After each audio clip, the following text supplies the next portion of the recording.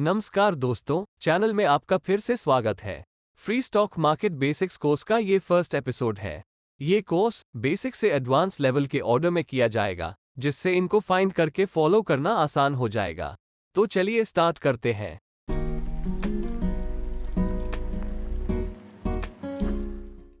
Stock market किसी भी दूसरे मार्केट की तरह है, जहां आप सामान खरीद और बेच सकते हैं।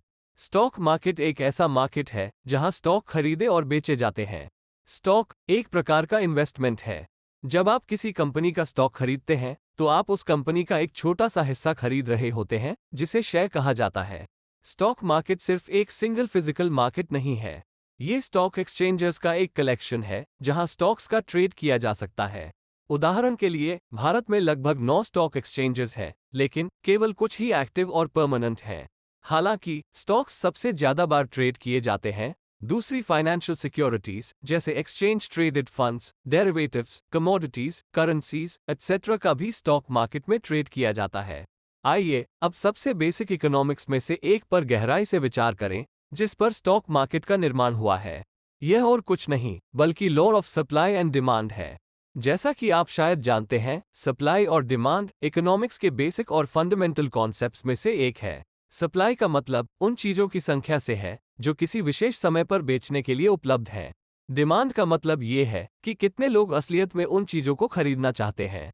लॉ ऑफ सप्लाई और डिमांड एक प्रिंसिपल है जो किसी प्रोडक्ट की अवेलेबिलिटी और डिजायर के बीच के संबंध को समझाने का प्रयास करता है।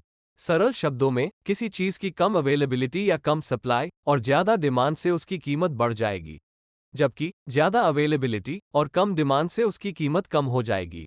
अगर हम किसी प्रोडक्ट की सप्लाई और डिमांड और कीमत के बीच रिलेशनशिप का ग्राफ बनाते हैं, तो ग्राफ कुछ इस तरह दिखेगा। मैं जानता हूं कि यह थोड़ा ज्यादा है, लेकिन आइए सप्लाई और डिमांड के कॉन्सेप्ट को कुछ संबंधित उदाहरणों से समझें और फिर इन कॉन्सेप्ट्स को स्टॉक मार्केट में अप्लाई करें। पहला केस डिस्कस करते हैं जो ऑरेंजेस से रिलेटेड है। हम सभी जानते हैं कि ऑरेंज मौसमी फल होते हैं, जिन्हें ग्रोथ के दौरान बहुत ज्यादा देखभाल की जरूरत होती है। इस मामले में हम देखेंगे कि सप्लाई में बदलाव ऑरेंज की कीमत को कैसे प्रभावित करता है, जबकि डिमांड कांस्टेंट रहती है। इसका मतलब है कि डिमांड कर्व नहीं बदलता है। उस एक साल मौसम ऑरेंजेस के लिए परफेक्ट था और पानी बहुत था। ऑरेंज की खेती करने वाले किसानों की बम्पर यील्ड हुई। इस बड़े प्रोडक्शन से ऑरेंज की सप्लाई बढ़ गई। ये ग्राफ के राइट साइड सप्लाई में बदलाव द्वारा दिखाया गया है। हालांकि जब मार्केट में ऑरेंज की बड़ी सप्लाई होती है और डिमांड नहीं बदलती है, तो किसानों को उन सभी ऑरेंजेस को बेचने के लिए उनकी कीमत को कम करना होगा। इसके कारण जब सप्लाई बढ़ेगी और डिमांड समान रहेगी, तो कीमतें जरूर गिरेगी। ये पहला पॉइंट है। अगले वर्ष भयंकर सूखा पड़ा। ऑरेंज के प्रोडक्शन में बहुत भारी कमी आई है। इसका मतलब है कि सप्लाई में कमी आई है, जैसा कि ग्राफ के लेफ्ट साइड सप्लाई कर्व में बदलाव से रिप्रेजेंट किया गया है। लेकिन क्योंकि मार्केट में ऑरेंज की डिमांड वैसी ही बनी हुई है और बेचने के लिए ऑरेंज कम है, ऐसे में किसान ऑरेंज की प्राइस बढ़ा देंगे। तो दूसरा पॉइंट ये है कि जब डिमांड को समान रखने पर सप्लाई घटेगी तो कीमत बढ़ेगी। दूसरा केस एक ट्रेंडिंग डिजाइनर जीन्स से संबंधित है।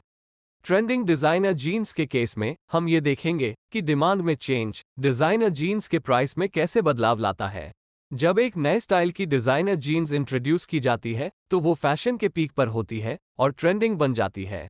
हर कोई इन जीन्स की एक जोड़ी खरीदना चाहता है। डिजाइनर ने इन जीन्स के और ऑर्डर्स दिए, लेकिन फिर भी उसके पास बेचने के लिए लिमिटेड अमाउंट ही अवेलेबल होती है। इस बढ़ी हुई डिमांड को ग्राफ में दाहिनी ओर एक डिमांड शिफ्ट के रूप में दिखाया जाता है। डिमांड इतनी ज्यादा होती है कि डिजाइनर जीन्स के लिए बहुत ज्यादा प्राइस चार्ज कर सकते हैं। यहाँ सप्लाई लिमिटेड थी, लेकिन डिमांड इतनी ज्यादा थी कि प्राइसेस बढ़ने लगते हैं। अब एक साल बाद हालात बदल गए हैं। लोग अब उस जीन्स से बोर हो चुके हैं और अब वो उतनी पॉपुलर नहीं रही। डिजाइनर जीन्स की डिमांड गिर गई है। सप्लाई अब भी सेम है, तो डिजाइनर के पास उन्हें सेल करने का एकमात्र तरीका डिस्काउंट में देना है, ताकि एग्जिस्टिंग स्टॉक को क्लियर किया जा सके। इससे प्राइस में काफी ज्यादा गिरावट आएगी। तो फाइनल पॉइंट ये है कि जब सप्लाई सेम रहती है और डिमांड कम होती है, तो प्राइसेस आखिरकार कम होने लगती है।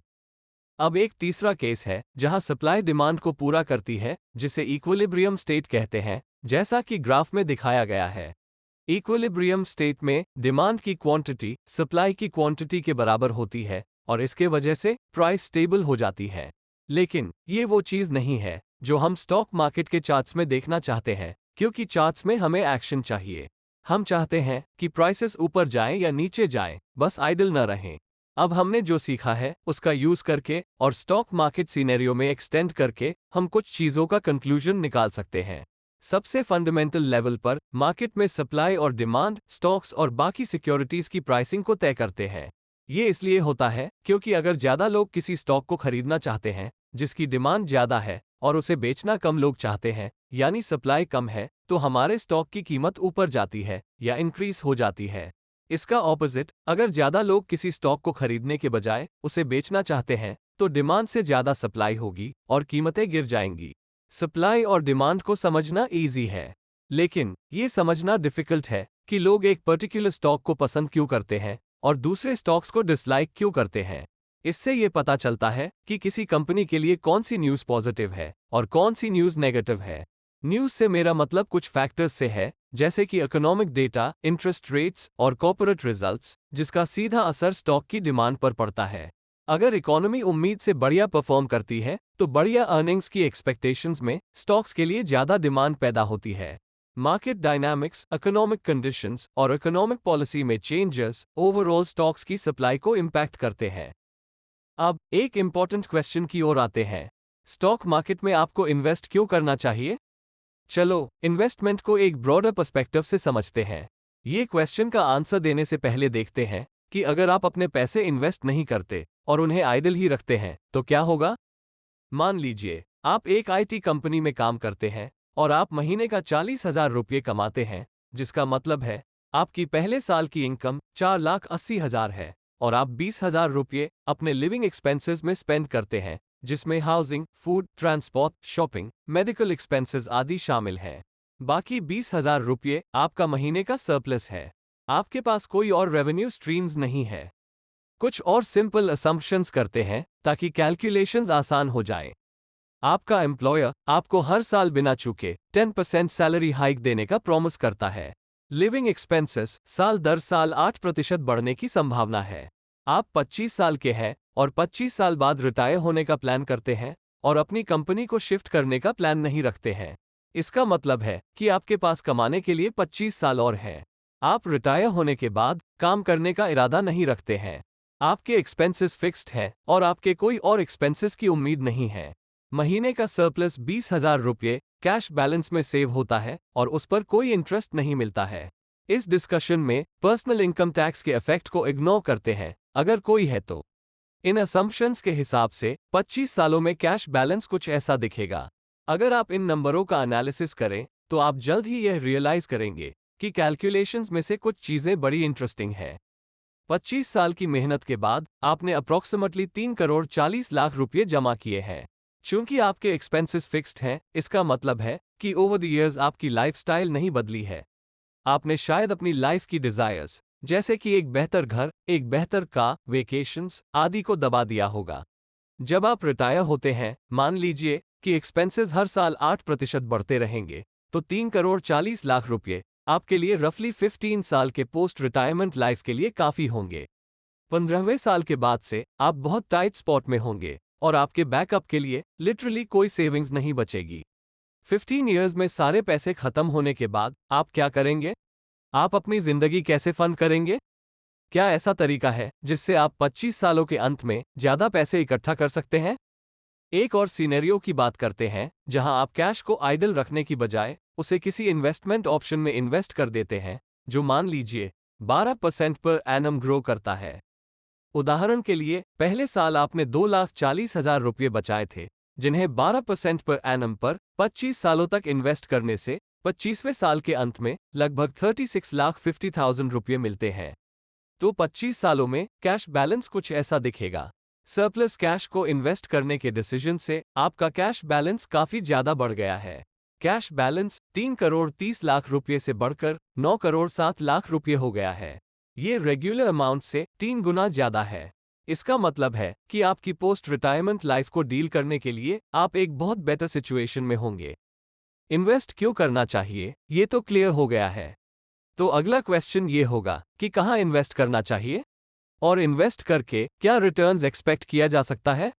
इन्वेस्टमेंट के लिए अलग अलग एसेट क्लासेस अवेलेबल है और मैं कुछ पॉपुलर ऑप्शंस बता दूंगा।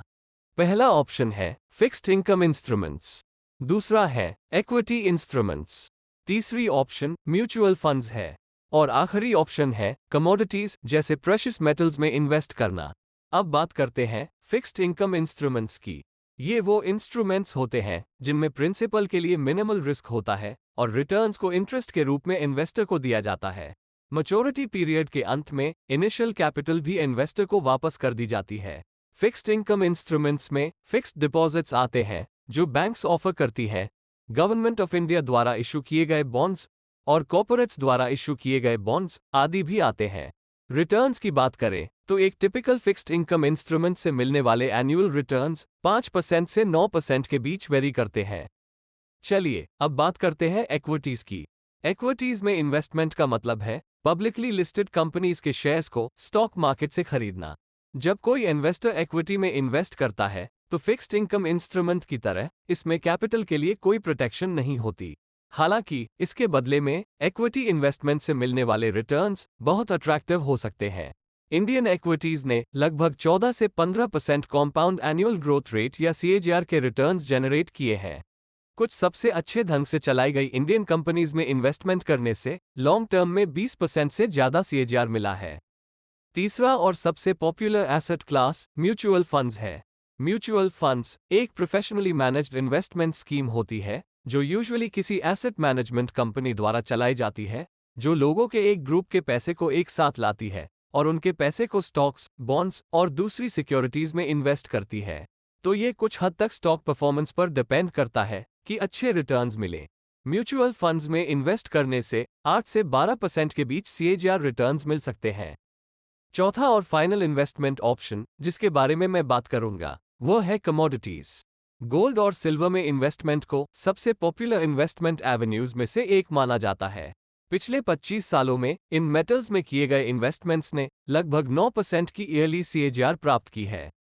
इससे क्लियर है कि इक्विटीज आपको सबसे अच्छे रिटर्न्स देते हैं, स्पेशली जब आपके पास एक मल्टी ईयर इन्वेस्टमेंट पर्सपेक्टिव होता है। इतना ही नहीं, equities as an investment option के और भी कई फायदे हैं। नंबर 1, आजकल शेयर्स की खरीद और बिक्री बहुत ही ईजी हो गई है क्योंकि ये पूरी तरह से डिजिटल है। दूसरा पॉइंट है पावर ऑफ कंपाउंडिंग का, जिसे एल्बर्ट आइंस्टाइन ने दुनिया का 8th वंडर माना है। ये लॉन्ग टर्म इन्वेस्टमेंट्स के लिए अपना जादू चलाता है। तीसरा पॉइंट ये है कि आप इन्फ्लेशन की रेस में जीत सकते हैं। दिसंबर 2021 के अंत में भारत में इन्फ्लेशन लगभग 5.59% था, जो कि अधिकांश फिक्स्ड इनकम एसेट क्लासेस की इंटरेस्ट रेट से ज्यादा था। लेकिन इक्विटी ऑप्शन द्वारा दिए गए रिटर्न के साथ कंपेयर करने पर इन्फ्लेशन रेट बहुत सिग्निफिकेंट नहीं है। फाइनली, सबसे अट्रैक्टिव फीचर ये है कि इक्विटीज में फ्लेक्सिबल रिटर्न्स पॉसिबल है, जो आपके अकाउंट को बना भी सकते हैं और बिगाड़ भी सकते हैं। जैसा कि कहा गया है, रिस्क और रिटर्न साथ साथ चलते हैं। जितना ज्यादा रिस्क उतना ज्यादा रिटर्न, जितना कम रिस्क उतना ही कम रिटर्न। इसलिए इन्वेस्टमेंट्स आइडियल रूप से सभी एसेट क्लासेस का स्ट्रॉन्ग मिक्स होना चाहिए। अलग अलग एसेट क्लासेस में अपने इन्वेस्टमेंट को डाइवर्सिफाई करना हमेशा स्मार्ट होता है, ताकि आप अपने रिस्क और पोटेंशियल रिवॉर्ड्स को ऑप्टिमाइज कर सकें। उदाहरण के लिए, एक यंग प्रोफेशनल अपनी एज और उसके लिए अवेलेबल इन्वेस्टमेंट के ईयर्स को देखते हुए ज्यादा अमाउंट्स में रिस्क ले सकता है, जबकि एक older citizen lower risk investment options को ज्यादा प्रायोरिटी दे सकता है। अलग अलग एसेट क्लासेस में इन्वेस्टमेंट्स को बांटने का अनुपात इन्वेस्टर की रिस्क एपेटाइट पर निर्भर करता है। हम बाद में एसेट एलोकेशन मेथड्स पर एक डिटेल्ड वीडियो बनाएंगे। आइए अब हम उस क्वेश्चन की ओर बढ़ते हैं जो शायद सबसे ज्यादा पूछा जाता है, या शायद ये क्वेश्चन ज्यादातर लोगों के लिए सबसे फ्रस्ट्रेटिंग हो सकता है। क्या स्टॉक मार्केट गैम्बलिंग है, या क्या स्टॉक मार्केट पूरी तरह से लक पर आधारित है? इस सवाल का जवाब देने से पहले आइए देखते हैं कि प्रोबेबिलिटी क्या है। प्रोबेबिलिटी का मतलब है किसी घटना के होने की संभावना। चलिए कॉइन टॉस का उदाहरण लेते हैं। कॉइन को उछालते समय दो पोटेंशियल आउटकम्स होते हैं, हेड्स या फिर टेल्स। हमें नहीं पता कि दिए गए टॉस में कॉइन किस तरफ गिरेगा, लेकिन हम ये जरूर जानते हैं कि आउटकम या तो हेड होगा या टेल्स। यदि कॉइन समान और अनबायस्ड है तो हेड्स या टेल्स के लिए प्रोबेबिलिटी 50% या हाफ होगी। ऐसा इसलिए है क्योंकि आप जानते हैं कि आउटकम हेड्स या टेल्स में से कोई एक होगा और दोनों की प्रोबेबिलिटी बराबर है। एक और उदाहरण 6 साइडेड डाइस का होगा। ज्यादातर बोर्ड गेम्स जैसे कि मोनोपोली, स्नेक्स एंड लैडर्स आदि में डाइस रोल करना शामिल होता है। इन खेलों को खेलते समय हम एक सर्टेन नंबर की उम्मीद करते हैं ताकि हम अपने ओपोनेंट को हरा सकें। लेकिन यूजुअली प्रकट होने वाला नंबर हमेशा हमारे फेवर में नहीं होता। अगर डाइस को सही ढंग से सिमेट्रिकल बनाया गया है तो एक डाइस रोल में 6 पॉसिबल आउटकम होते हैं, यानी 1, 2, 3, 4, 5 और 6। हर नतीजा फेयर डाइस में समान रूप से प्रकट होने की संभावना रखता है। तो अगर मैं चाहता हूं कि नंबर 6 आए, तो नंबर 6 आने की प्रोबेबिलिटी है 1 में से 6 या 1/6, जो हमें लगभग 16.66% चांस देता है। ये कॉइन टॉस सिनेरियो की तुलना में काफी कम प्रोबेबिलिटी होता है। अब हमें सैंपल स्पेस के कॉन्सेप्ट पर बात करनी चाहिए। सैंपल स्पेस किसी इवेंट के सभी पॉसिबल आउटकम्स का एक कलेक्शन होता है। मान लेते हैं कि इस केस में हमें एक की जगह 2 डाइस रोल मिलते हैं। अब अगर आप डाइस को 2 बार रोल करते हैं तो कम से कम एक बार नंबर 6 आने का चांस 30.5% है, पहले के 16.66% के कंपैरिजन में। ऐसा इसलिए है क्योंकि टोटल सैंपल स्पेस अब ज्यादा बड़ा है, यानी कि जब आप डाइस को 2 बार रोल करते हैं तो टोटल आउटकम्स 36 होते हैं और कम से कम एक बार 6 आने के चांस 36 आउटकम्स में से 11 टाइम्स होते हैं। इससे आपको 30.5% की प्रोबेबिलिटी मिलती है। कॉइन टॉस का मामला भी ऐसा ही है, जहां सैंपल साइज बढ़ाने के साथ कम से कम एक हेड या टेल जीतने का आपके चांसेस बढ़ जाते हैं। यानी जब आप कॉइन को ज्यादा बार टॉस करते हैं तो जीतने के चांसेस बढ़ जाते हैं। जब बात कसीनो में जुआ खेलने की आती है तो हालात आपके फेवर में नहीं होते। चाहे आप जो भी खेल खेलना चुनें, कसीनो आपके पैसे जीतने की संभावना आपके कसीनो के पैसे जीतने की संभावना से ज्यादा होती है। यह अनफेयर एडवांटेज जो कसीनो का आपके ऊपर होता है उसे कसीनो एज या हाउस एज कहते हैं। चलिए एक रूलेट व्हील का उदाहरण लेकर समझते हैं, जो कि कसीनो के फेवरेट गेम्स में से एक है। एक रूलेट व्हील में नंबर 1 से 36 तक होते हैं, तो आप सोच सकते हैं कि इससे एक सिंगल नंबर बेट जीतने के ऑड्स 36 में से 1 होते हैं। हालांकि रूलेट व्हील में एक 0 और एक डबल 0 भी होते हैं। रूलेट व्हील में 18 ब्लैक नंबर्ड स्लॉट्स होते हैं और 18 रेड नंबर्ड स्लॉट्स और 2 ग्रीन स्लॉट्स होते हैं, जो कुल मिलाकर 38 स्लॉट्स और 38 नंबर्स बनाते हैं। तो आप एक नंबर, एक कलर या दोनों का कॉम्बिनेशन पर अपना बेट लगा सकते हैं। मान लेते हैं कि हम ब्लैक कलर पर 10,000 रुपये की बेट लगाते हैं। इस केस में सैंपल स्पेस है 38, यानी 38 आउटकम्स पॉसिबल है। चूंकि 18 ब्लैक स्लॉट्स हैं, इसलिए मेरे जीतने की प्रोबेबिलिटी 38 पॉसिबल आउटकम्स में से 18 है, जो लगभग 47.3% है। और कसीनो के जीतने की प्रोबेबिलिटी 20/38 या 52.7% है, जो मेरी पॉसिबल विन प्रोबेबिलिटी से लगभग 5.4% ज्यादा है। ये 5.4% का एडवांटेज जो कसीनो का मेरे ऊपर है, उसे कसीनो एज कहते हैं। कॉम्प्लेक्स गेम्स के रिवॉर्ड भी इसीलिए ज्यादा होते हैं ताकि ज्यादा लोगों को अट्रैक्ट किया जा सके। कम कसीनो एज वाले गेम्स में रिवॉर्ड्स एक्चुअली में बोरिंग होते हैं। तो इस खास गेम में भले ही आपके डबल अमाउंट जीतने का चांस हो, यानी आपको अपने 10,000 के लिए 20,000 मिलेंगे, लेकिन लॉन्ग टर्म में कसीनो हमेशा विनर होता है। और जितने ज्यादा लोग गेम खेलते हैं और वो कसीनो में जितना ज्यादा समय बिताते हैं, कसीनो के और पैसे बनाने की पॉसिबिलिटी ज्यादा होती है। यही कारण है कि कसीनोज यूजुअली आपको कॉम्प्लीमेंट्री ड्रिंक्स देते हैं और आपको कोई घड़ी नहीं दिखती, ताकि लोग समय की चिंता न करें। लॉटरी टिकट्स का भी यही हाल है। लॉटरी जीतना बहुत से ऑप्टिमिस्टिक लोगों का सपना होता है। जैसा कि आप जानते हैं कि लॉटरी जीतने का बहुत लो प्रोबेबिलिटी है, लेकिन इस लो प्रोबेबिलिटी का क्या मतलब है? मान लीजिए कि 1 मिलियन लोग लॉटरी टिकट्स खरीदते हैं। आपकी जीतने की संभावना 1 आउट ऑफ 1 मिलियन होती है, लेकिन ये हर किसी के लिए सेम है। टिकट्स ज्यादा खरीदकर आप अपनी पॉसिबिलिटी को स्लाइटली बढ़ा सकते हैं, लेकिन 10 आउट ऑफ 1 मिलियन होने का क्या फायदा है? आइए अब स्टॉक मार्केट सिनेरियो में इस अप्रोच को अपनाएं। जनरली प्राइस के ऊपर या नीचे जाने के इक्वल चांसेस होते हैं, यानी 50% प्रोबेबिलिटी, लेकिन यह उस व्यक्ति के मामले में है जिसे मार्केट के बारे में जीरो नॉलेज है, जो रैंडमली स्टॉक्स खरीदता और बेचता है। इसका ऑपोजिट जब किसी ऐसे व्यक्ति की बात आती है जिसे स्टॉक प्राइस में बदलाव से जुड़े फैक्टर्स या स्टॉक मार्केट स्ट्रक्चर कैसे काम करता है, कम से कम इन सब चीजों की समझ है, तो सक्सेस की प्रोबेबिलिटी 60% से 90% तक बढ़ सकती है। इसे प्रूव करने के लिए मान लें कि प्राइस एक डाउन ट्रेंड स्ट्रक्चर पर है। डाउन ट्रेंड एक स्ट्रॉन्ग डाउन मूव और ऊपर की ओर एक करेक्शन पुलबैक के साथ जुड़ा हुआ है। हम स्विंग हाइस के ऊपर ट्रेंड लाइन ड्रॉ करते हैं।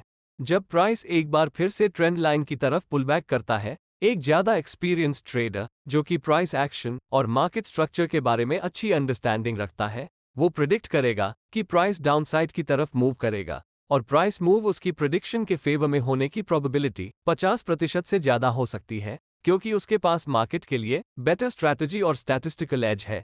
साथ ही मार्केट में आने वाले कॉमन पैटर्न्स की भी नॉलेज है। अगर वो अपने हर ट्रेड के लिए 2:1 के रिवॉर्ड टू रिस्क रेशियो को रखता है, यानी हर 100 रुपये के रिस्क के बदले उसे 200 रुपये मिलने की उम्मीद होती है। मान लीजिए उसकी एक्यूरेसी केवल 50% है, जिसका मतलब है वो इतना एक्सपीरियंस ट्रेडर नहीं है। पर मान लीजिए कि उसने 100 ट्रेड्स करी, जिनमें से 50 जीती और 50 हारी। उसके विन रिवॉर्ड परसेंट है 50 मल्टीप्लाइड बाय 2%, जो 100% है, और लॉस परसेंट 50 मल्टीप्लाइड बाय -1%, जो -50% के बराबर है, जहां -1 वो लॉस है जो उसने उठाया। इस सिनेरियो में ट्रेडर कुल मिलाकर 50% का प्रॉफिट कमाता है। भले ही उसकी एक्यूरेसी कन्विंसिंग नहीं थी, पर रिस्क मैनेजमेंट ने उसे प्रॉफिट बनाने में मदद की। बेशक हमें टैक्सेस और अदर चार्जेस का हिसाब देना होगा, पर फिर भी वो प्रॉफिट में है। अब अगर ट्रेडर अपनी स्किल्स इंप्रूव करता है और उसकी विन परसेंटेज 60% हो जाता है, तो अब उसके पास मार्केट के कंपैरिजन में 20% का स्टैटिस्टिकल एज होता है, जो कि कसिनो के 5.4% के एज के कंपैरिजन में एक बड़ा नंबर है। मेंशन करने की जरूरत नहीं है कि अगर ट्रेडर के पास हाई सैंपल साइज हो तो प्रॉफिट का मार्जिन और भी बेटर होगा। इस उदाहरण को ले लीजिए, एक ट्रेडर जिसने 2:1 के रिवॉर्ड टू रिस्क परसेंट के साथ 10 ट्रेड्स करी, जिनमें से 4 जीतने वाली थी और बाकी हारने वाली थी। ये क्लियर है कि इनिशियल इंप्रेशन से ट्रेडर पैसे खो रहा है ना? पर अगर वो अपनी स्किल्स पर काम करता है और लगातार इंप्रूव होता है और अपनी ट्रेडिंग स्ट्रैटेजी को बैकटेस्ट करता है और फिर वो और 90 ट्रेड्स करता है, अब सैंपल स्पेस बड़ा हो गया है और 100 के बराबर है, और अगर वो 50 ट्रेड्स सही करता है तो भी वो प्रॉफिट कमाएगा। एक और इम्पॉर्टेंट फैक्टर है आपका पोजीशन साइजिंग। अगर आप सब कुछ सही करते हैं पर पोजीशन साइजिंग में गड़बड़ी करते हैं, तो आप क्लियरली अपना अकाउंट खो सकते हैं। इसलिए सही strategy, best risk to reward को बनाए रखते हुए, पोजीशन साइजिंग को ऑप्टिमाइज करते हुए और हायर सैंपल साइज पर ध्यान देने से आपको मार्केट में लॉन्ग टर्म तक बने रहने में जरूर मदद मिलेगी। तो ये स्पष्ट है कि स्टॉक मार्केट गैम्बलिंग नहीं है। आप अपने आप को लगातार इंप्रूव करके, ऑप्टिमल पोजीशन साइजिंग के साथ, रिवॉर्डिंग ट्रेड्स करके और अपने लॉस को कंट्रोल में रखकर मार्केट में अपनी पोजीशन को बेटर कर सकते हैं। तो नेक्स्ट टाइम जब कोई आपसे यह फ्रस्ट्रेट करने वाला क्वेश्चन पूछे, तो आपको पता होगा कि क्या आंसर देना है। फर्स्ट एपिसोड के लिए बस इतना ही। मुझे उम्मीद है कि आपने कुछ नया सीखा है। अगर यह वीडियो यूजफुल रहा तो इस वीडियो को लाइक और शेयर जरूर करें, और अगर आप चैनल पर नए हैं या अभी तक सब्सक्राइब नहीं किए हैं तो सब्सक्राइब करके बेल आइकॉन को भी एनेबल करें, ताकि आप कोई भी आने वाले वीडियोस मिस न करें। मैं आपको अगले एपिसोड में जल्दी मिलूंगा।